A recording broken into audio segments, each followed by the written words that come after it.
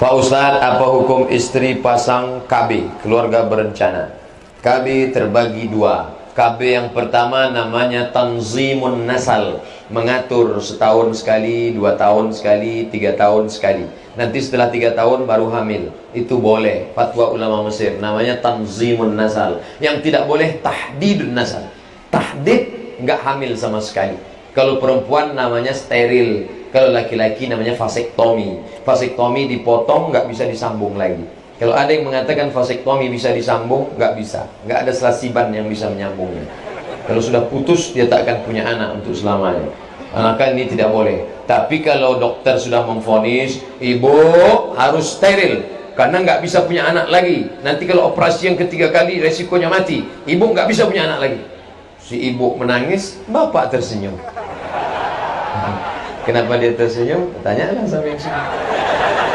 Maka kesimpulannya, tanzimun nasal mengatur boleh 3 tahun, 2 tahun.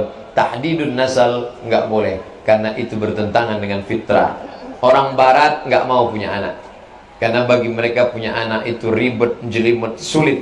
Akhirnya orang barat nanti akan punah. Mereka tidak mau menikah, free sex, kena virus HIV/AIDS. Orang Islam menikah, banyak anak, banyak rezeki. Di Jerman, siapa yang punya anak satu disekolahkan negara sampai doktor, saking tidak inginnya mereka punya anak. Maka menurut orang Yahudi, peneliti, nanti orang Barat itu akan punah dengan sendirinya. Mereka punah karena virus HIV/AIDS, dan mereka tidak mau menikah. LGBT, lesbi, gay, biseksual, transgender, mereka akan punah. Sedangkan orang Islam makan tidur, makan tidur, makan tidur, 10 lahir. Wah, banyak anak menolong, tapi tentu dengan keimanan, istiqomah. Karena kalau tidak, kada al-faqru ayyakuna kufran, hampir saja kefakiran membuat orang menjadi kafir. Na'udzubillah. Seorang anak yang diasuh oleh ayah tirinya, sedang ayah kandung sudah meninggal ketika si anak ketika si anak berdoa, si anak perempuan ini untuk siapa Pak Ustaz? Untuk ayah kandungnya atau untuk ayah tirinya? Untuk dua-duanya. Apakah sampai doa kita kepada orang yang tidak punya hubungan nasab dengan kita? Sampai. Mana dalilnya? Kita lewat di makam. Kata Nabi, hai Aisyah, kalau kamu lewat di Baqi, karena Baqi dekat samping makam rumah Nabi. Kalau kamu lewat di Baqi, mulutmu jangan diam saja. Ucapkan doa untuk orang mati. Apa doanya? Assalamualaikum ya ala diyar minal mu'minin wa inna insyaallah bikum lahiqun irhamullahu musaddimin wal mustakhirin nas'allahu lana wa lakumul afiyah. Panjang Pak Ustaz ya. Kami biasa baca yang pendek, Assalamualaikum ala kubur. Jadilah daripada tidak sama sekali. Itu dalil doa untuk orang mati sampai. Tapi katanya ada hadis riwayat Muslim, idza matal insan, kalau manusia mati, inqata'a, putus amalnya, yang sampai hanya anak yang soleh. Itu bukan masalah doa tidak sampai. Itu cerita bahwa amal Abdul Somad putus. Abdul Somad dulu ceramah, setelah Abdul Somad mati dia nggak bisa ceramah. Kalau Abdul Somad ceramah, almarhum jamaah kabur. Dulu dia rajin sholat duha, setelah meninggal dunia putus. Tapi ada 3 amalnya yang tetap ngalir. Amal Abdul Somad dulu putus, ada amalnya tetap ngalir. Sedekah jariyah, dia ada sedekah sak semen, ngalir. Ilmu, dia pernah ngajar di kelas, muridnya mengamal, ngalir. Anaknya, anak itu kan amal dia. Mahasiswa saya nggak nyambung, kata dia, masa anak kita amal kita Pak Ustaz? Ya, anak kita tuh amal kita, karena kita beramal lah maka anak itu lahir. Coba istrimu kau lihat saja, apa bisa lahir? Tidak. Itu maknanya, bukan doa bapak ibu nggak sampai untuk orang mati. Amal orang mati itu putus, dia nggak bisa beramal. Abdul Somad kalau mati, amal Abdul Somad putus. Tapi kalau Ustadz Oren, Ustadz Nababan, Ustadz yang lain bacakan Al-Fatihah untuk Abdul Somad, sampai atau enggak? Sampai.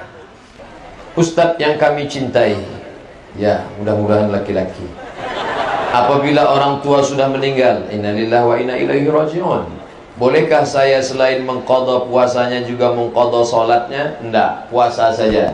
Dalilnya, man mata, siapa yang mati, wa alaihi siyamun, punya hutang puasa, shoma anhu waliyuhu, maka ahli warisnya melaksanakan puasa untuknya. Disebutkan oleh Imam Ibnu Hajar Al-Asqalani dalam kitab Bulughul Maram, dijelaskan Imam Sun'ani dalam kitab Subulus Salam, tidak ada ikhtilaf antar ulama, puasa emak kita, puasa ayah kita mesti kita qadha, kita gantikan. Mak Ustaz, mak saya masih hidup 70 tahun, saya tanya, mak ada tinggal puasa dulu? Ada, qadha sekarang. Kalau ada tinggal nanti meninggal, saya yang akan menggantikan. Bagaimana dengan qadha salat? Qadha salat dilakukan diri sendiri. Adapun orang lain mengqadhakan, maka tak ada dalilnya. Jika tidak bisa mengqadha salat orang tua, adakah amalan lain yang bisa dilakukan? Sedekah. Ya Rasulullah, ummi matat, mak saya meninggal. Apa atasaddaqu anha? Kalau saya sedekah, apakah sampai kepada almarhumah? Kata Nabi, sampai. Ayu sadaqatu afdal? Sedekah apa yang paling afdal? Air minum. Sedangkan sedekah air minum aja sampai, apalagi pisang. Sedang air minum aja sampai, apalagi jeruk sama kan sudah tahu semua buah kan, berarti sudah dapat. Maka sedekah. Kamu sedekah air apa? Saya sedekah 1 botol Pak Ustaz. Kamu sedekah air apa? Saya sedekah 1 dirigen Pak Ustaz. Kamu kok nggak bawa air? Saya sudah buatkan 1 sumur bor Pak Ustaz. Mantap.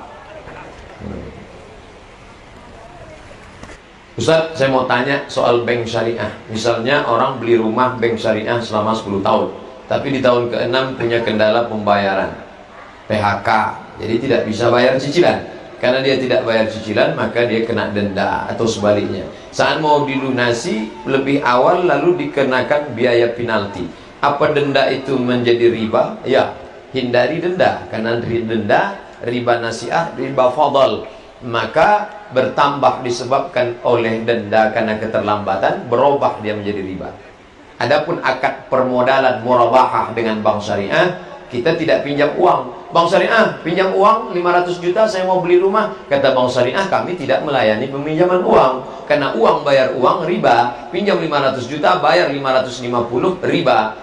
Bapak untuk apa nih? Untuk beli rumah. Maka bank syariah membeli rumah itu cash. Setelah rumah itu menjadi milik bank syariah, lalu kita cicil. Maka akadnya bukan uang dengan uang, tapi uang dengan barang. Hindari denda, karena kalau denda jatuh ke riba.